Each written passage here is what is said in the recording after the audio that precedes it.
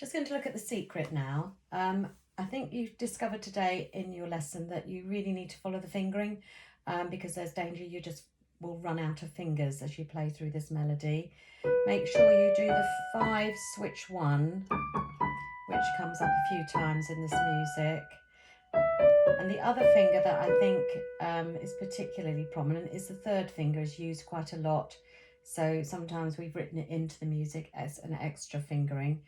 So watch out for that all-important 3rd finger. Otherwise, the left hand, you unfortunately haven't picked up on something I brought out in a previous video on this music, that the thumb note needs to be just shortened slightly so that they're always the same length, those crotchets. The danger is if you start to lengthen the odd one, you get one that's short and one that's long, and it's just not consistent.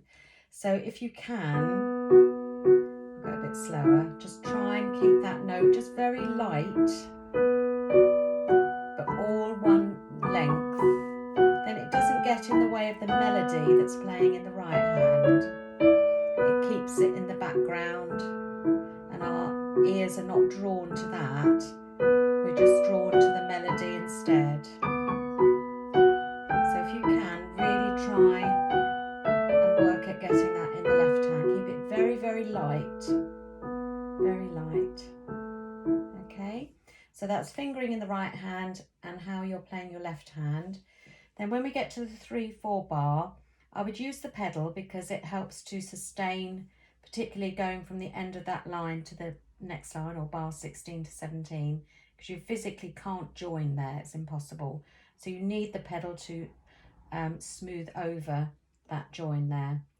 Just pedal down with the first chord, up, down with the next chord.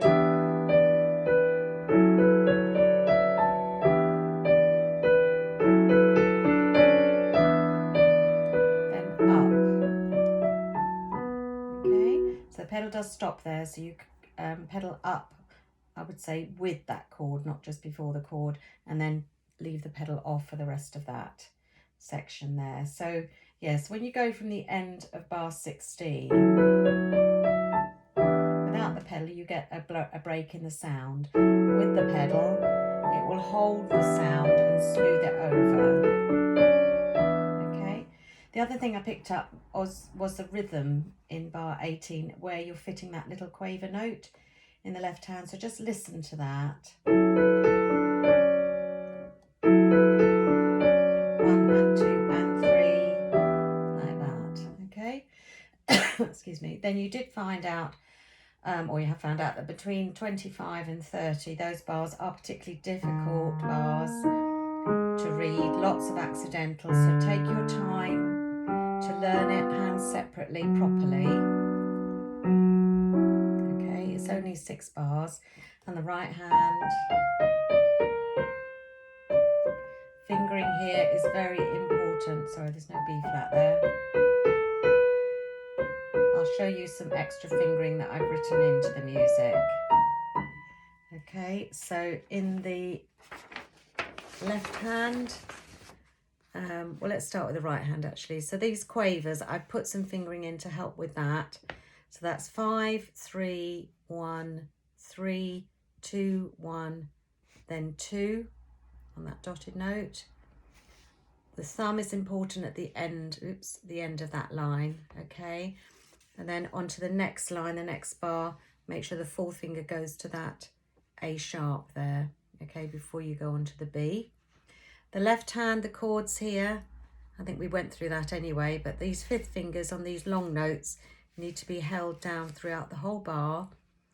And the chord there, I think you didn't quite get that one, so make sure you're playing B and F natural there with 3 and 1, B and D, again with 3 and 1, and then C sharp and E with 2 and 1.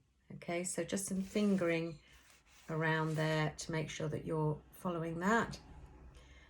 So yeah, that section there, some careful, slow practice. If you put it hands together, do a couple of bars at a time and piece it together gradually.